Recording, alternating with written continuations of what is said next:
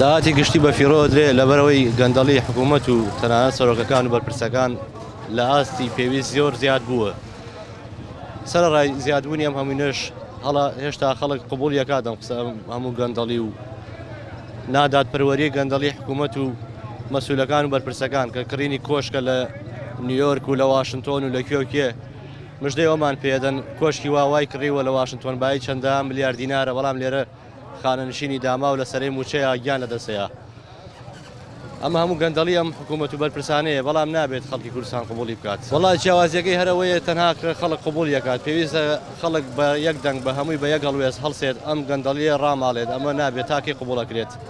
قبوڵکردنی ڕۆژ بە ڕۆژ خراپە بێت، بگرە خۆمان باجەکە یەدەین. ئەمانە تا بێت زیاتر تووشی گەندەڵیمانەکەن و گەندەڵکاران زیاترە بن و کەم نابنەوە. بەشی موچێ ناگات، چونکە ئەوانەشەی لە واشنتۆن و لە نیویۆرک و لە ئەمستەردامەیدا بە کۆشک و بە تەلار و بە باڵەخانەی بەرز بۆیە بەشی موچە ناکات. ئەگینا چۆن بەش ناکات؟ ڕۆژانە ئەو هەموو نەوتە فرۆشێت و ئەو هەموو داهاتی ناوخۆیە ئەگەر بە کۆشک و تەلار نەدرێ چۆن بەش ناکات؟ لە ڕاستیە بۆ خەڵکی فەقیر و بۆ خەڵکی هەژار موچە نییە. ئەوە تا خانشینە بەردە بانکەکانە ئەمرێ بۆچی موچە نیە، بەڵام بە ملیۆنەها دلار موچە هەیە، پارەی دزراو هەیە بۆ خۆیان حکوومەتەکەی پارتی بیوە لە دەروی وڵات شوقی پێ بکڕێ. چەند شوقی کڕیوە نێچیران بەرزانی، چەندها ملیۆن دلار باسی ملیۆنەها دلارەکەن ئەیدەن بە شوقەکردین و بە وێلاکردین بۆ خۆی ماڵ و منداڵان. ئەمە یەک دووەمیش ئەوە ڕەمەزان کۆتایی هاو یەک موچەی مانگی سەی پێ نەدرا، ئەوە موچەی مانگی سێشیان خوان موچەی مانگی چوار تەوزیع ئەکات. موچەی مانگی چوارش کەی کۆتاییە 26 مانگ لەبەر ئەوەی موچەی کەنەدا بۆ بەرە جەژنان. نانی ئەوە دوو مانگە یەک موچەی پێدراوە. قسەی خۆی برە سەر جەنابی سەرۆکی حکوومەت ئەڵێ بە 50 جارێ موچێتە تەوزیع ئەەکەم. ئەمە یانی چی؟ هەمووی هۆکارەکەی گەوردە خەتای میرێت ئەمە قوبوڵکە بڕۆ بێ دوای ڕەمەزان ئەبێتە بە نیموچەکە ئەبێت بچن ئەوەی 500,000 بێت 250,000 هێنێ. داهات بۆ خۆیانەیە، بەڵام بۆ میلێت نییە. بۆچی بۆ میلێت نییە؟ میلێت قسە ناکات، بیری مێ سەرەتا وتان پاشەکەوتی موچەیەت. پاشەکەوتی موچا و خەڵکەوی ئێمە وەری ناگەین، دەوامیش ناکەین کە پاشەکەوتی موچا و خەڵک وەری گرت و دەوامیشی گر و قبوڵیشی گر، بەڵام بۆ خۆیان نەوت بە 123 دلار بوو.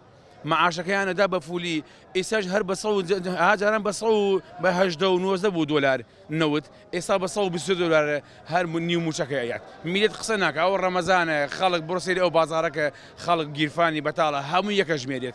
250 لە گیرفانیان نیە هیچ کەسێ. ئەم داهاتە ئەندامێکی پەرلەمان بەڕێز عەلی حەمەساڵە وتی ئەتوانێ هاتاکو جەژن دوو موچی پێبات. بۆچی نایدات؟ هەمووی دزیوە بۆ دەروی وڵات، بۆ شوخە و بۆ ڤێلا بۆ خۆی و ماڵ و مناڵیان. سەرۆکی حکوومەت و سەرۆکی هەرێم هەمیان داوە بە شوقەکردین و وێلاکردین لە دەروی ئەمریکا بۆ خۆیان و بۆ عایلەکانیان. ڕاستەکە هینە ئەندەهینە چالاکی کۆمەڵی مەدەنی قسەیە جوانی گرشتنیار حەمامین وتی ئەمانیان حازر کردووە کاتی ڕایان کرد بۆ دەروی وڵات، لەوێ شوقەکانیان لەوێ حازر لەوێ بۆ خۆیان نیشەجێ بوون. بۆ ڕاکردن حازیان کرد بۆ ئەیانەوێ هەتا سەر ئەم دزی و ئەم بەرەڵایی و ئەم پارە خواردنی میلەتە خەڵتە قسەکە کاک پافڵ قسەیە جوانی کرد وتی بەتەنیا لەگەڵ بەخار ڕێکەوت بم ڕێشەکەوم لەبەر مافی کورد.